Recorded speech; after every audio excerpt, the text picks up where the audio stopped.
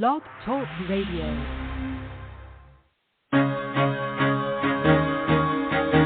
Carol the Coach. Sex, love, and relationships. We talk about it here. Carol the Coach. Compassion with contemporary relevance. I am a psychotherapist. I can be your personal life coach, and I can help you with your issues. There are no problems too small or too big. You can talk about anything. Speaker, columnist, radio TV host, and commentator. Carol the Coach brings messages of wellness and empowerment within reach of everyday people every day. Almost 5 years ago, I lost my soulmate in an accident. He was killed in a plane crash. Life just, for me, has seemed to stop. There are groups all over the city. I teach one. It is a specific way to start thinking so that you shift how you see the world, which then shifts your energy, and then you feel better and you actually see things differently. Carol the Coach. Always available, too, at carolthecoach.com. Now, I've got Russell on the line. I'm 47 years old. I'm a truck driver. I'm married. I have a wife in San Francisco. Okay. I haven't been home in 6 months. My thing is, I don't know if I have a sex addiction or what the problem is. Why do I want what I can't have? And as soon as I can have it, I don't want it anymore. You're right on target when you say, I don't know if I have a sexual addiction. Well, guess what? Yes, you do. And you know what? That's my specialty, Russell. So you're at the right place. Continue. I meet women online, and I'm in a different part of the country. I travel all 48 states, so I love sex. I hear self-esteem issues. You never felt good enough, and you didn't feel like you were getting what you should have then, and you're reenacting that now. Do you want to change that about yourself? You get what you need. Oh. Yeah. That is such an important question, and certainly one that we're going to be looking at as we look at sexual addiction.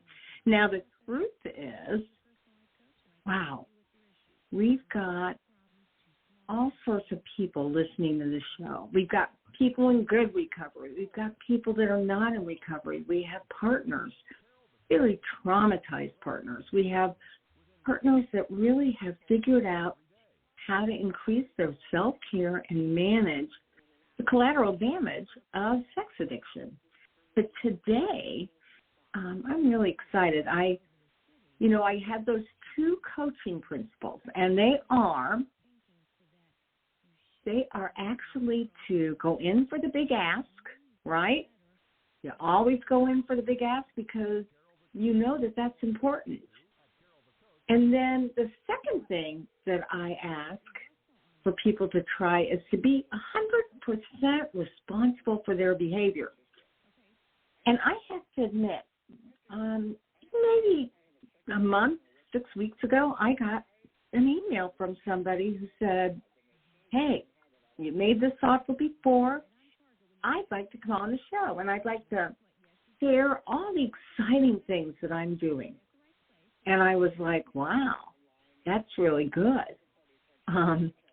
She is going in for the big ask, and she knows she has a lot to offer the community. And so after the holidays and getting her on the schedule, I'm really excited because I've got Corinna Kaufman, who is going to be talking about, her speaking, her writing, and her mission to create service for other people.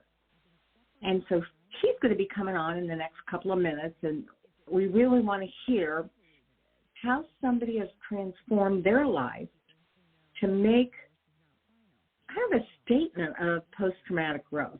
So I'm real excited to be working with her. And I hope she'll call in soon. So the truth is that, so many of you have things to give.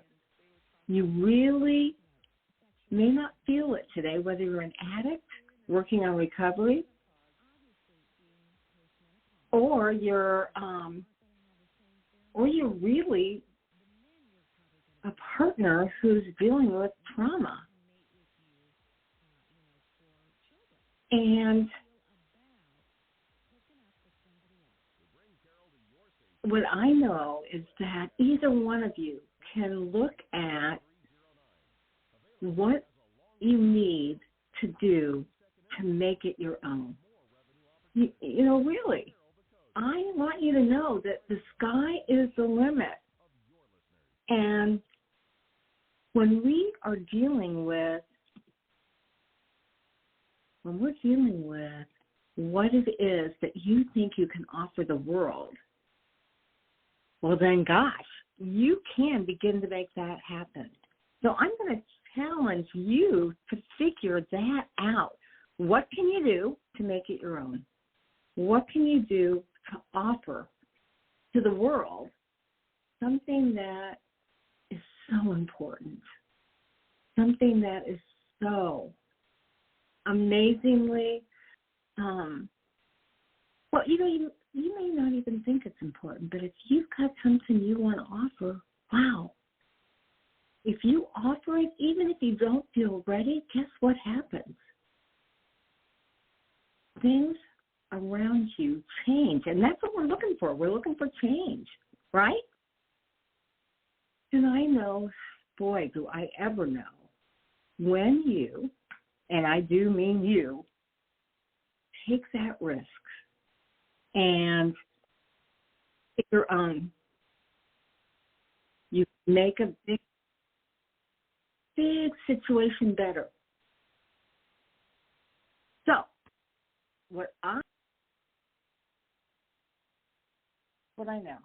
I know that you can do this. I know that you can make it your own, and you can, if you will, you can find lots of different ways to make a difference. Now, if you had to think, what is one thing that God has been tugging on, your higher power has been tugging on and saying, hey, I think you should do this. And you're saying, no way, I am an addict and I'm not yet fully confident. Or I'm a partner and I still feel like I am reeling from the issue. What would that be? Do you know? What would it be? So, I know you're sitting there, you're thinking you can't do it. But you can do it. You can make a difference, and you can start now before you even feel ready. And I promise you, it will build on yourself. It will build on that positive energy. And that's what counts, is that it builds on that positive energy. All right. This woman that I'm interviewing today, she has made that happen. She has, in a way, she's living out her dreams. And that's why I wanted you to hear her. I felt it was so important for you to, if you will, get to meet her, to hear how it all started. Oh, boy. We have a problem. There we go. Okay. So, you know, oftentimes when I am talking with Hello. How are you? Am I on the do I speak on the phone or do I speak on the Zoom? Oh, you my speak God. on Zoom. No, go ahead and speak on the phone. I speak on Zoom or the Zoom just ended? Yes, I know. So let me keep talking. You're fine. Okay. And all right. I want to introduce you. This is Corinna Kaufman, and I'm telling you, she has made it her mission to change the lives of people everywhere. So, Corinna, welcome to Sex Help with Carol the Coach. Hey, how did you find me? Well, tell the listening audience, how did you find me? Well, I am so grateful that I did find you, for one, Carol, and I hope every sex addict, every man with intimacy disorder, as I just learned that it can also be called, which sounds a little less horrible. I hope that every man and also every wife, every partner of an intimacy disordered person finds you, because, of course, I found you the way most people find you, because their partner has a problem, whether it's male or female. And so he went to a program that used your book. Somehow I found your book in my research, and I'm so grateful that he started his healing with your book, Help Her Heal. Thank you so much. So that's how it all got started. And you found me and you contacted me. And you are in that stage of post-traumatic growth, aren't you? I feel like I am in a simply amazing place. We are 2 years in the program, since the discovery. The beginning of the discovery, it was those death by many stab wounds sort of thing. It was a, trickle down discovery, disclosure, because it's so hard for the men to admit it all at once, right? So right. We are now in such a good place because I was very, very lucky. I had already had many, many years of working on myself, basically, since I was a teenager. And I realized I had issues. And so I've been working on myself. That included also the 12-step program for about 50 years. So when my husband when it became clear that he was an addict, I had a very different reaction to most women.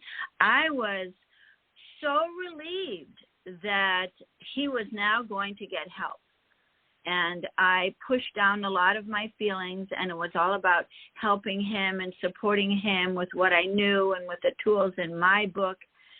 And, over the time, over these past 2 years, I've learned that I do have pain that I need to honor and acknowledge and, put my hand on my chest sort of thing and go, it's okay.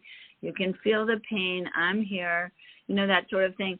I just want to share, though, that it's really possible to move along and to get to a good place pretty soon. I see people, years and years in the program not looking too happy. So I'm hoping that I might have something to add for the addicts and their partners. My book. Mm-hmm. Well, I love that. And the other thing that I love is that you are dealing with life from that perspective, and you have a desire to help others. And, not everybody puts into action what they want to do. And so that's why I think that you're amazing. Now, you even wrote, can you tell us a little bit about it and what made you write it? So it's a book called How to Quit Whatever You Want to Quit, 10 Steps to Overcoming Lifelong Addictions. And I wrote it because, I had this eating disorder. It really started when I was a little girl when, as we all know, things start when you're little, right? No blame on the parents. Right. We just say it the way it is, right? It's a family of origin stuff. Mm-hmm. So, no good training about feelings and how to deal with them. So we just ate a lot of sugar in my family. So it really started when I was very young. But by the time I was 16, I was really out of control.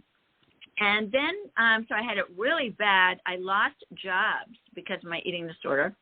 And then by the time I was 36, I had 16 years of recovery in AA because I had found I had been brought to Overeaters Anonymous, couldn't do it. I was a slipper for 17 years.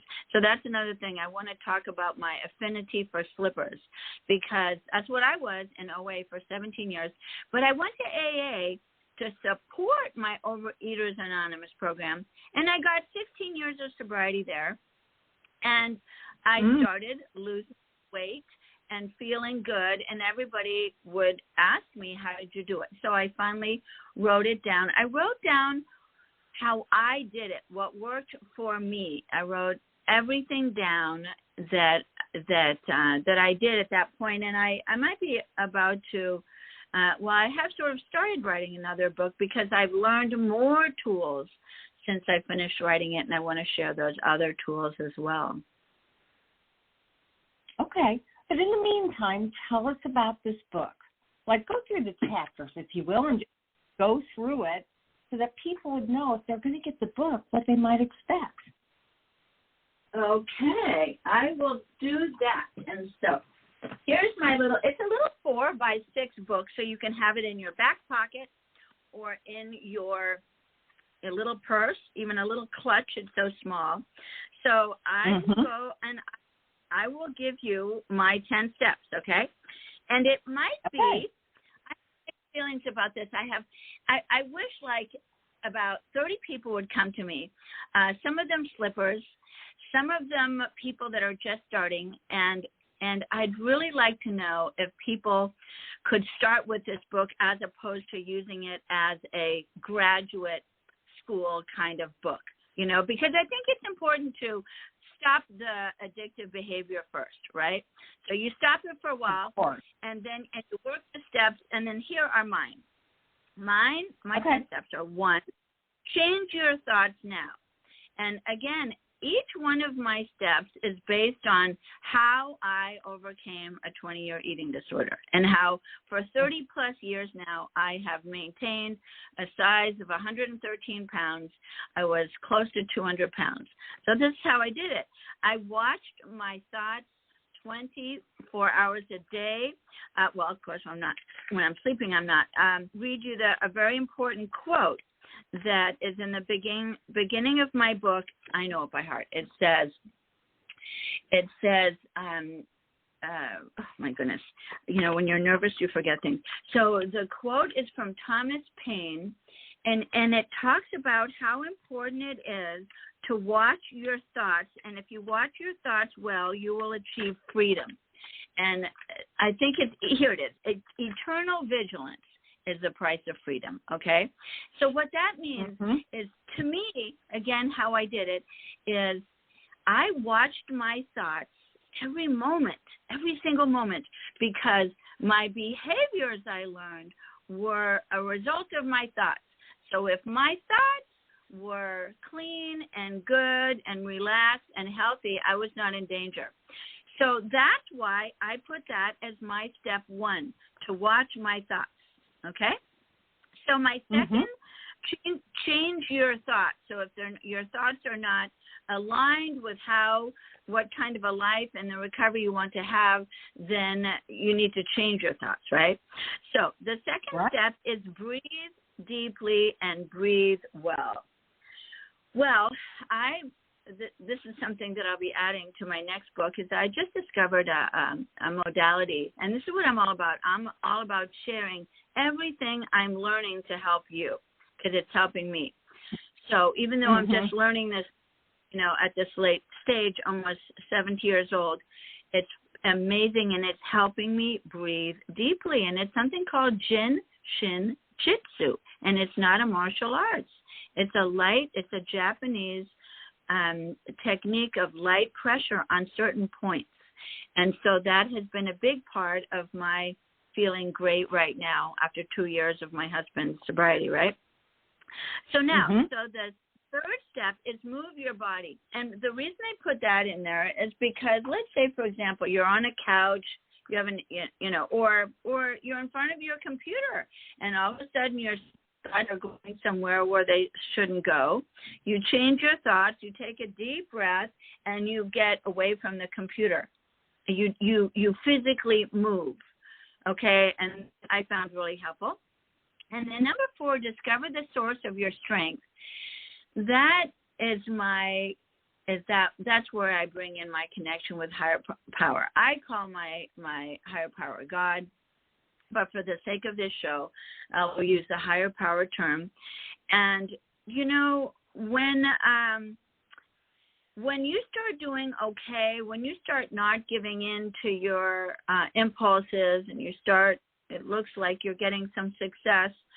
Well, the reason I put that in there is, where do you think that's coming from? It's probably coming from. That's right, exactly. And so it's really important to find out what your higher power is, to have a connection with your higher power, no matter what you call it, whether it's nature, whether it's the group, whatever it is, but really discover it and acknowledge it. And for me, I talk about God in the first paragraph of my book because I'm very grateful. I always had a non-religious connection with God. I go direct, and it's great. So number 5. Okay, now this is something that okay. I talked about very much because we're all brought up to be modest and self-effacing. We don't want to let people know that we're like proud of ourselves. That's all backwards.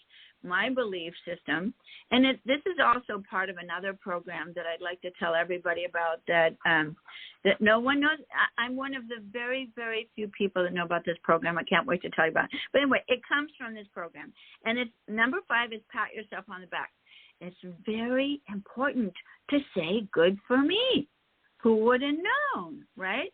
Well, in this other program I go to, when you are not doing that, when you're not endorsing, they call pat yourself on the back endorsing, you are indicting, which is a big word for you're putting yourself down. Your mind is in this probably dysfunctional loop, negative in some way.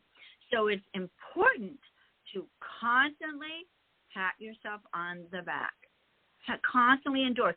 Good for me. I woke up sober. Good for me.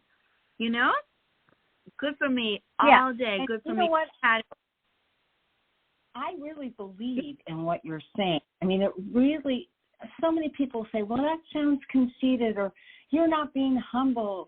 But the truth is, there is so much negative talk. I mean, we have 60,000 negative thoughts a day. And so we need to self-parent. We need to be our kindest self. We need to offer ourselves gentle compassion. And that's what this chapter is all about, correct? That's absolutely right. That's absolutely right. Exactly. It sounds silly, but it needs to be all day long, all day long. So yes, I'm glad to hear your understanding of this, and you're endorsing what I'm saying, because it's so important, and isn't it true that we're not raised to, say, well, nowadays, parents have learned it's important to tell kids, good for you, right? But when I was a kid, and I'm almost 70, that was a long time ago, and people didn't do that. So I've had to learn how to do that. So number 6, I found something you just mentioned, which is number 6 is learn to really know and love and nurture your relationship to the voice in the wave. So I need to explain what it means. And when you read the whole book, all this makes much more sense. So I felt like so I was a food addict, right? When I heard, or, I was, it would work with cigarettes too, or anything else. So when I wanted what I wanted and I heard this voice, it would sound, so it was definitely a voice in my head that would say most of the time, I want cake now, right? So there was this voice. Well, who was that voice? So there are 2 parts to step. One is to figure out who the voice is, and that's a beautiful story that, Carol, you touched on. And the other feeling about the wave is that when I heard that voice, it was like this big wave was coming over me, and it was going to totally knock me down, turn me upside down, and spit me out on the beach, all sandy and waterlogged and confused, right? If I listened to it. But what happened is I learned that there was a voice, that the voice in the wave was my little child. Who would have known? So what happened with me was I went to a therapist who said, it was in the mid-'80s, early to mid-'80s, that I was fresh from the East Coast, and this was a California therapist who said something about the inner child, and I fired her. That's ridiculous California nonsense.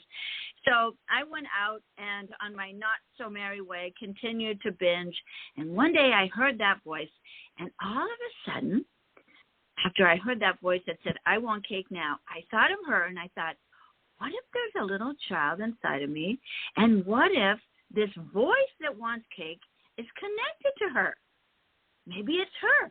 So I sat down. I'll never forget. I had the grace of a few seconds. Normally, addicts don't even have a few seconds.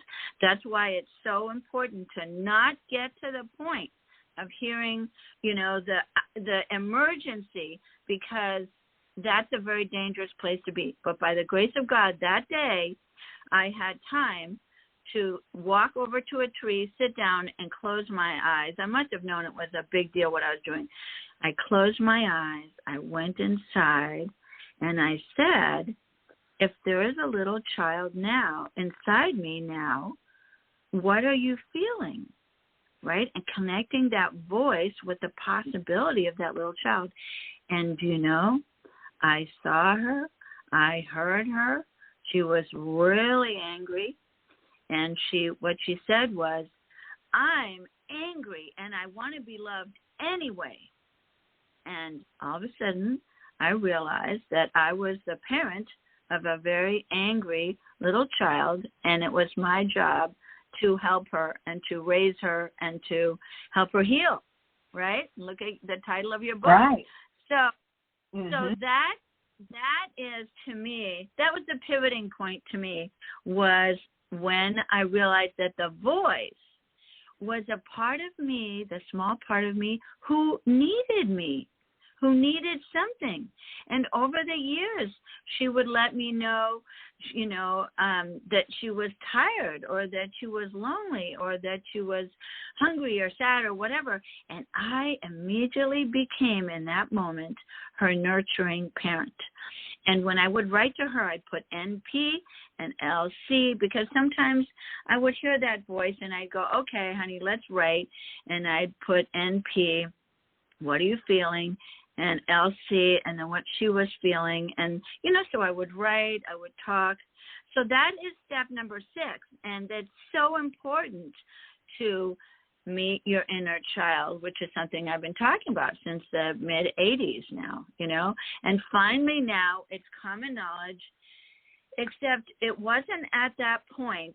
I want to say that I love the fact that ACA has embraced that. Adult Children of Alcoholics has embraced the inner child, because I'm looking for programs, meetings for my daughter, for my husband, and I love the first step or something talks about the inner child, or the first page in the book. They know that that's the road to recovery.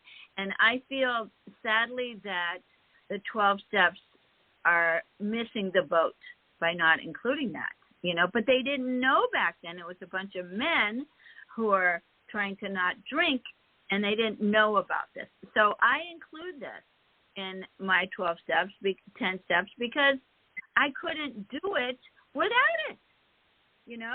16 years of sobriety, I go home and binge my brains out because I couldn't overcome the eating disorder, even with the not drinking. So that's number 6. So important. Number 7, it's really important to notice how you talk. Okay, a lot of people talk in a very negative way about themselves or about life. Bless his heart, my brother, who really wants to quit his job, but will be nice and wait for them to find a replacement. He says it won't happen soon. And so it won't happen soon. See, and I'm going to see if I can maybe ask him to do an experiment and try to say, even though he doesn't believe it, just for me, just to say, maybe it might happen soon, even though it probably won't, just to put a little bit of positivity in, because, what you put out, you get back, just like Einstein's quote. energy is everything. You know, what you put out, you get back. Look it up. It's a great quote. So that's number 7.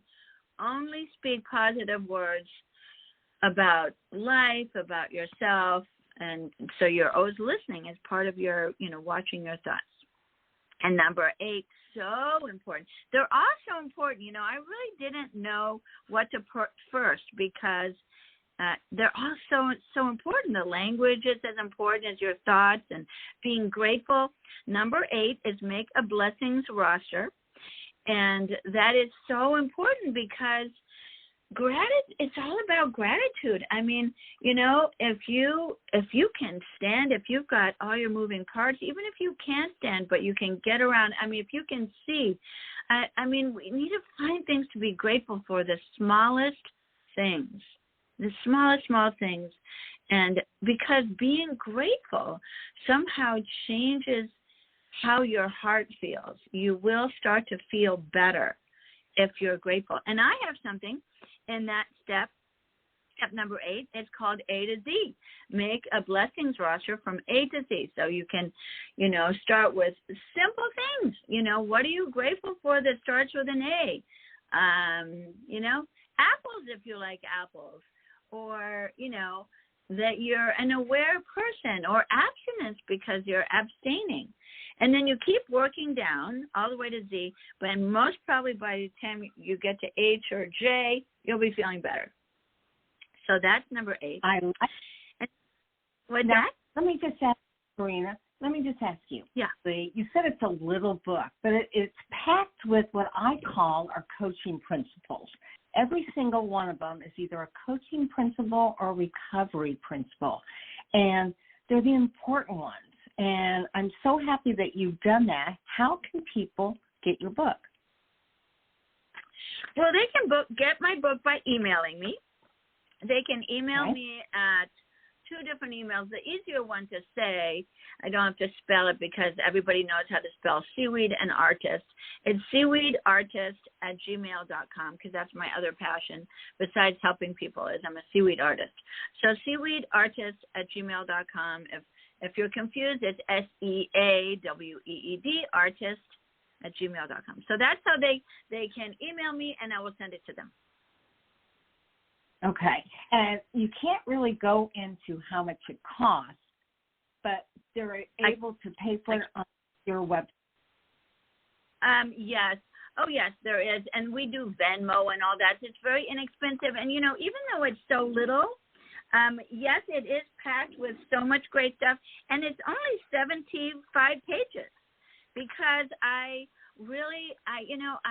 edited and re-edited just so there wouldn't be any wasted sentences. It's really in a nutshell. It's, it's short and sweet.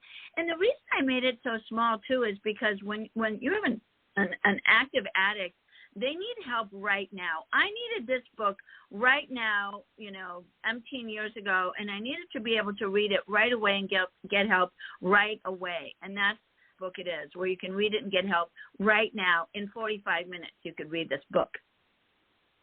Wow. So that's why it's very good. Yeah. Okay, so, now this one. Let me ask you something. You are so excited. Yeah. You've got to give me time to ask you questions. I'm sorry. No, that's okay. I really want to know I want to know what you want to do next in your life. Oh, okay. This is so important. I want to help people who, especially the slippers. I want to have a program, let's call it Saturday or Sunday Successful at Slippers, right? Because I want people to start accumulating not just days of sobriety, but I want people to have good relationships. Oh, by the way, for sex addicts, there's this wonderful program called Recovering Couples Anonymous. And again, it's just based on the 12 steps. They don't want to hear anything about my steps, but you can hear about them from me and add it to the 12 steps, But so yeah, it's a good program. I would like in the future to have my own version of Recovering Couples Anonymous, maybe a slightly different name that's based on my 10 steps. Because, again, I just don't feel like, for me, the 12 steps wasn't enough, right?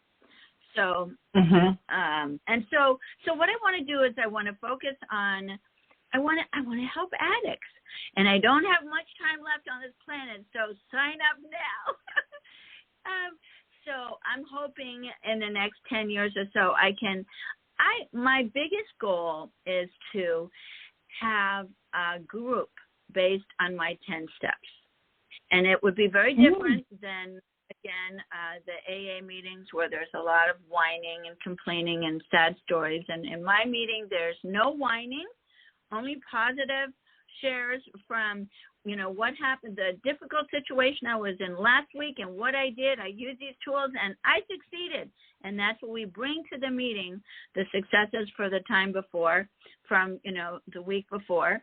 And we listen to other people having successes. And this is where I need to tell people that there's this other program that no one knows about that I would also, of course, be part of my 10 steps. And it's in my little book. And it's a program called recoveryinternational.org. It's not .com, it's .org. And it's not religious at all. And it's a program that was started in the 1920s, and it's for mental health. And it's amazing. It's amazing. And that helped me get well, and that's why it's in my little books. It's not part of the 10 steps, but it's in the little book. The how to review the program. Yeah. Yeah, let me ask you, what do you see as your strengths? Well, one of my biggest strengths is that I've been where addicts are. I've been suicidal for years and years, if not decades. Because when you can't control something so basic, it's really depressing. It's really depressing. And when you're having intimacy disorder, maybe it doesn't show on the outside so much, but when you have an eating disorder and you're almost 200 pounds, you're wearing your disorder. And, I couldn't have anybody watch me eat because, when you watch someone eat who's so much overweight, it's like, why are they eating? Why are they not on a diet or just not eating, So I wore my eating disorder, and so I have suffered, I've really suffered. And recently, so just to give you a quick synopsis of my suffering, and still I'm able to be joyous and excited and love life, right? So that's what I have to offer, is I want you to get there too.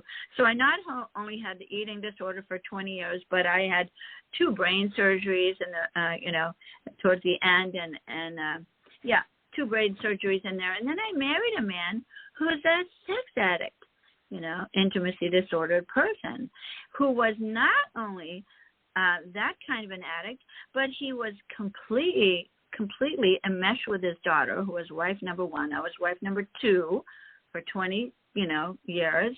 And then he was also a pothead. So I didn't really know any of that stuff until I married him 3 years after I met him. So I didn't realize what a problem all this was. And I hung in there. I stuck with it. And so I've been through a lot, personally before I met him, and the 20 years where I was married to a sex addict, and it was pretty brutal, He only went out 8 years, but still, there was a lot of dysfunction, and we now have we see ourselves as probably 1% of sex addict couples, because we adore each other, we have great intimacy, and we're goofy, fun people, and we have an amazing life. And I want to share that. Maybe he'll be part of my doing the groups. Maybe we could both do it. We were recently asked to sponsor someone for the first time, which is such an honor, because that means people in your group, in your RCA group, are seeing you, and they want what you have. And that's when they ask you to help them. And so clearly we're doing the right thing because people want what we have. And all of this, well, is part of it, what I'm sharing with you. Yeah, and you're getting to do it with him, and that is amazing. I want to share with my listening audience that I'm talking with Corinna Kaufman, who has just talked about the different ways that she is wanting to contribute to the world. So, Corinna, I want to recommend that my listening audience get a hold of you by going to www.seaweedartist.com, and that's Seaweedartist.com. That's where they can purchase your book. And we have to end. And as we end for today, is there one more statement that you can make that will inspire our listeners to do the next thing? I want to encourage them to watch their thinking and have their thinking be positive. And if it's not, to make it be positive right away, because you won't do anything negative if your thinking is positive. And I want to let them know that if I can do this myself, and then if I can, have a healed marriage with my husband, you can too. Don't give up, and just keep looking for what else is out there if what you're doing is not enough. And do Carol's book. You must do Carol's book, Help Her Heal. Mm-hmm. Thank you so much, Corinna. You have been an inspiration to us all, and continued success as you put together that group and change the lives of couples forever. Thanks again. Thank you so much, Carol. It's been an honor, a pleasure, and a privilege. Aw, make it a good one. Talk to you later. And so, obviously, you heard her energy. You can do that too. I promise. I know that you've got it to give. So why don't you write it down, make it happen, create an action plan, start out small, but continue to focus in the right direction. You're listening to Sex Help with Carol the Coach, and as I say at the end of every show, there will only be one of you at all times, so fearlessly have the courage to be yourself. And I think you probably could tell, I had a little dental surgery today, so I still got kind of a numb mouth. Sorry about that. Live your best life, and we'll catch you next week.